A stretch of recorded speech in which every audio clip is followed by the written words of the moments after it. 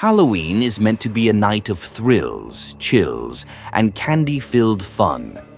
For most of us, it brings back fond memories of childhood, neighborhood trick-or-treating, and playful frights.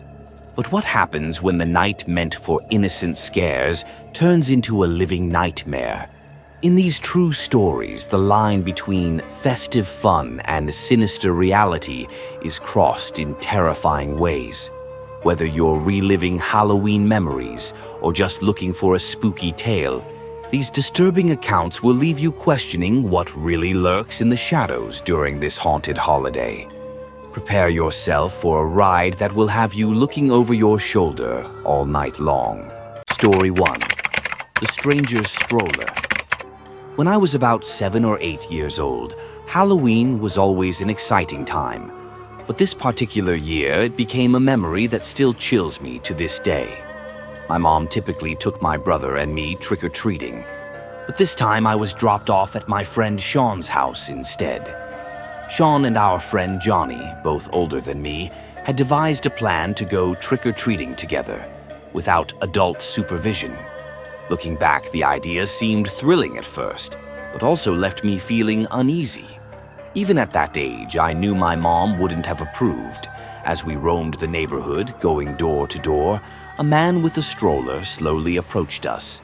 At first, he seemed like any other dad out with his child, and when he offered us the rest of his Halloween candy, we couldn't resist the temptation. He claimed his house was nearby, and Sean and I, eager for more sweets, decided to follow him. But things quickly became unsettling. As we neared his house, the man's demeanor shifted. He invited us inside, and against my better judgment, we followed.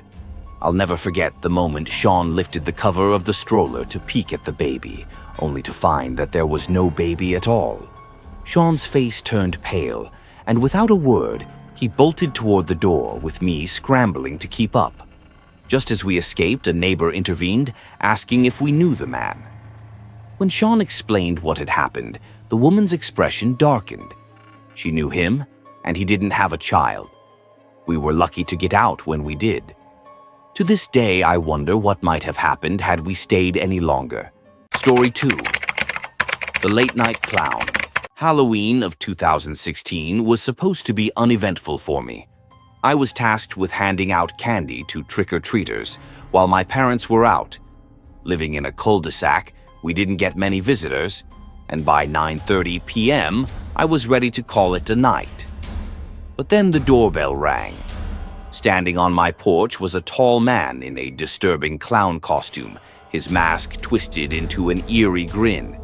He waved at me and pointed to the empty sack he carried, hoping for more candy. Something about his presence felt off, but I dismissed it as a Halloween prank and shut the door, telling him we were out of candy. That's when things took a dark turn. The man didn't leave.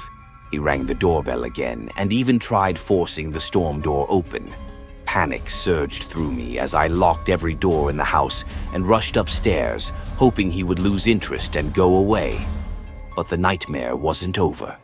Later that night, as I lay in bed trying to calm down, my dog started growling at the window. I peeked through the blinds only to see the same clown staring at me from outside, on the second floor. He had found my dad's ladder and climbed up to my bedroom window. I screamed and called 911, my heart racing with terror.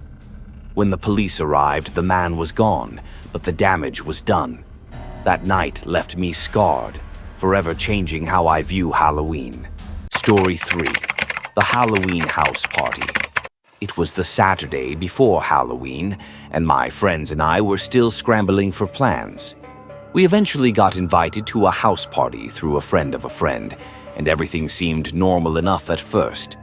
The house was decked out in Halloween decorations, the music was thumping, and everyone was having a good time.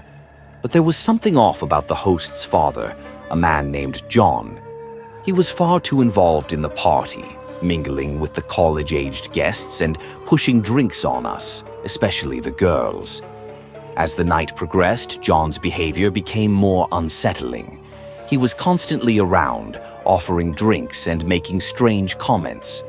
At one point, I noticed I felt unusually dizzy, and my memory from that point on is a blur. The next thing I remember, I woke up in my friend's car outside my house, with no recollection of how I had gotten there. I felt disoriented, more so than I should have from just drinking. The next morning, I checked my phone and found a series of creepy texts from an unknown number. The messages were from John, the man who had been so friendly at the party. He had somehow gotten my number, and his messages grew more disturbing as the night went on. He even mentioned coming to my house, though thankfully he never did. To this day, I still don't know what happened that night. But one thing is certain. What started as a fun Halloween party quickly turned into one of the most terrifying experiences of my life. Halloween is a night where the line between fun and fear can blur. But for those who experienced these chilling moments, the fear became all too real. These stories serve as a reminder that even in the midst of celebration, we must be vigilant. Whether it's a seemingly harmless man offering candy, a creepy clown at your door, or an unsettling figure at a party, danger can lurk in the most unexpected places. So this Halloween, enjoy the festivities, but always stay aware, because you never know when a trick could turn into a terrifying ordeal.